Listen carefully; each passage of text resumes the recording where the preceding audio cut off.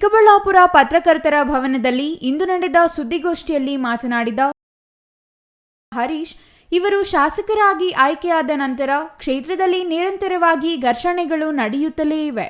ಅನಗತ್ಯವಾಗಿ ಒಬ್ಬರ ಮೇಲೆ ಮತ್ತೊಬ್ಬರನ್ನು ಎತ್ತಿಕಟ್ಟುವ ಕೆಲಸ ಮಾಡುತ್ತಿದ್ದಾರೆ.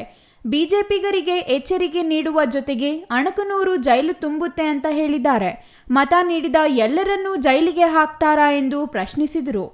ಶಾಸಕರಾದ ನಂತರ ಚಿಕ್ಕಬಳ್ಳಾಪುರ ಕ್ಷೇತ್ರದಲ್ಲಿ ಅಭಿವೃದ್ಧಿ ಶೂನ್ಯವಾಗಿದೆ. ಮುಷ್ಟೂರು ರಸ್ತೆ ಇನ್ನೂ ಕಾಮಗಾರಿ ನಡೆದಿಲ್ಲ. ಅನುದಾನ ತಂದಿದ್ದೇನೆ ಎಂದು ಹೇಳುವ ಶಾಸಕರು ಯಾಕೆ ರಸ್ತೆ ಕಾಮಗಾರಿ ಮಾಡಿಸಿಲ್ಲ? ರಾಜ್ಯ ಕಾಂಗ್ರೆಸ್ ಸರ್ಕಾರ ದಲಿತರ ಹಣ ಗ್ಯಾರಂಟಿ ಯೋಜನೆಗೆ ಬಳಸಿಕೊಳ್ಳುತ್ತಿದೆ. ಮಾತಿಗೆ ಮಾತ್ರ SC ST ಎಂದು ಹೇಳುವ ಶಾಸಕರು ಮತ್ತು ರಾಜ್ಯ ಕಾಂಗ್ರೆಸ್ ಸರ್ಕಾರ ದಲಿತರನ್ನು ಶೋಷಣೆ ಮಾಡುತ್ತಿದೆ ಎಂದು ಆಕ್ರೋಶ ವ್ಯಕ್ತಪಡಿಸಿದರು. ದಲಿತರಿಗೂ ಮನುಷ್ಯತ್ವ ಇದೆ. ಸಂವಿಧಾನದ ಅಡಿಯಲ್ಲಿ ಅವರು ಬದುಕುತ್ತಿದ್ದಾರೆ. ಅವರನ್ನು ಅನಗತ್ಯವಾಗಿ ಬಳಸಿಕೊಳ್ಳುತ್ತಿದ್ದಾರೆ. ದಲಿತ ಸಚಿವ ರಾಜಣ್ಣ ಅವರನ್ನು ವಜಾ ಮಾಡಲಾಗಿದೆ. ಅದರ ವಿರುದ್ಧ ಹೋರಾಟ ಮಾಡಿ ಶಾಸಕರೇ ಎಂದು ಹೇಳಿದ ಹರೀಶ್, ಈ ಹಿಂದೆ ಇದ್ದ ಯಾವುದೇ ಶಾಸಕರು ಕ್ಷೇತ್ರದಲ್ಲಿ ಇಂತಹ ರಾಜಕಾರಣ ಮಾಡಿಲ್ಲ. ನೀವು ಇಂತಹ ರಾಜಕಾರಣ ಮಾಡಬೇಡಿ ಎಂದು ಮನವಿ ಮಾಡಿದರು. ಮತ್ತೊಬ್ಬ ದಲಿತ ಮುಖಂಡರು ಮಾತನಾಡಿ, ಜನರಿಂದ ಗೆದ್ದವರು ಜನರನ್ನು ತುಳಿಯುತ್ತಿದ್ದಾರೆ. ಚಿಕ್ಕಬಳ್ಳಾಪುರದಲ್ಲಿ ಮೂಲ ಸೌಲಭ್ಯಗಳಿಲ್ಲ. ಸರ್ಕಾರದ ಕೆಲಸಗಳು ಚಿಕ್ಕಬಳ್ಳಾಪುರದಲ್ಲಿ ನಡೆಯುತ್ತಿಲ್ಲ. ನಗರಸಭೆಯಲ್ಲಿ ಖಾತೆಗಳಾಗುತ್ತಿಲ್ಲ.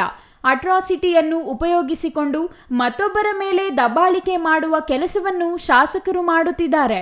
ಹಸ್ತಕ್ಷೇಪ ಮಾಡಲ್ಲ ಎನ್ನುತ್ತಿರುವ ಶಾಸಕರು ಹಸ್ತಕ್ಷೇಪ ಮಾಡುತ್ತಿದ್ದಾರೆ ಎಂದು ಆರೋಪಿಸಿದರು. ಇನ್ನು ಸಂಸದ ಡಾಕ್ಟರ್ ಕೆ ಸುಧಾಕರ್ ಅವರ ಮೇಲೆ ಅಟ್ರಾಸಿಟಿ ಹಾಕಿಸಿದ್ದಾರೆ. ಅವರನ್ನು ಬಂಧಿಸಬೇಕೆಂದು ಒತ್ತಾಯಿಸಿ ಪ್ರತಿಭಟನೆ ನಡೆಸಲು ಹೇಳುವ ಶಾಸಕರು ಅವರ ಕಡೆಯವರ ಮೇಲೂ ಅಟ್ರಾಸಿಟಿ ಆಗಿದೆ. ಅವರನ್ನು ರಕ್ಷಣೆ ಮಾಡುವ ಕೆಲಸವನ್ನು ಶಾಸಕರು ಮಾಡುತ್ತಿದ್ದಾರೆ ಹೊರತು ಅವರ ಬಂಧನಕ್ಕೆ ಯಾಕೆ ಒತ್ತಾಯಿಸುತ್ತಿಲ್ಲ? ಹಾಗಾದರೆ ಬಿಜೆಪಿಗೊಂದು ನ್ಯಾಯ, ಕಾಂಗ್ರೆಸ್ಗೆ ಮತ್ತೊಂದು ನ್ಯಾಯ ಇದೆಯಾ? ಶಾಸಕರ ಈ ನಡೆ ಅಕ್ಷಮ್ಯ. ದಲಿತರ ಪರ ಎಂದು ಹೇಳುವ ಶಾಸಕರು ದಲಿತರ ನೆರವಿಗೆ ಬಂದಿಲ್ಲ, ಜಾತಿ ರಾಜಕೀಯ ಮಾಡುತ್ತಿದ್ದಾರೆ ಎಂದು ಆರೋಪಿಸಿದರು. ಅವರು ಶಾಸಕರಾಗಿ ಆಯ್ಕೆ ಆದಮೇಲೆ ಬರೀ ಗಲಾಟೆ, ಕೋಮು ಗಲಭೆ, ಈ FIRಗಳು ಹಾಕ್ಸೋದು, ಒಬ್ಬರ ವಿರುದ್ಧ ಒಬ್ಬರನ್ನ ಎತ್ಕಟ್ಟೋದು, ಒಬ್ಬರ ಕೈಯಲ್ಲಿ ಪ್ರೆಸ್ ಮೀಟ್ ಸ್ಟೇಟ್ಮೆಂಟ್ ಕೊಡಿಸೋದು, ನಾವು ಪ್ರೆಸ್ ಮೀಟ್ ಮಾಡಿದ್ರೆ ಇನ್ನೊಬ್ಬರ ಕೈಯಲ್ಲಿ ಸ್ಟೇಟ್ಮೆಂಟ್ ಕೊಡಿಸೋದು, ಇನ್ನೊಬ್ಬರು ಪ್ರೆಸ್ ಮೀಟ್ ಮಾಡಿದ್ರೆ ಇನ್ನೊಬ್ಬರ ಕೈಯಲ್ಲಿ ಸ್ಟೇಟ್ಮೆಂಟ್ ಕೊಡಿಸೋದು, ಇದೇ ಅವ್ರ ಉದ್ದೇಶ ಬಿಟ್ಟರೆ ರಾಜಕಾರಣ ಏನೂ ಮಾಡ್ತಾ ಇಲ್ಲ. ಮತ್ತು ಅವರೇ ಸ್ವಯಂ ಘೋಷಿತವಾಗಿ ಹೇಳಿದ್ದಾರೆ, ನಾನು ಫುಲ್ ಟೈಮ್ ರಾಜಕಾರಣಿ ಅಲ್ಲ ಅಂತ.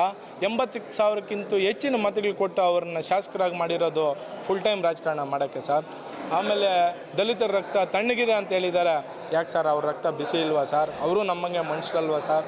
ಅದಾದಮೇಲೆ BJP ಅವ್ರದ್ದೆಲ್ಲ ಜಾಸ್ತಿ ಆಗಿದೆ ಅಂತ ಎಚ್ಚರಿಕೆ ಕೊಡ್ತಾರೆ ಮೀಡಿಯಾ ಮುಖಾಂತರನೇ. ಅಣಕನೂರು ಜೈಲು ತುಂಬೋಗುತ್ತೆ ಅಂತ 72,000ಕ್ಕಿನ್ನೂ ಹೆಚ್ಚು ಮತಗಳು BJP ಕೊಟ್ಟಿದ್ರು ಸರ್.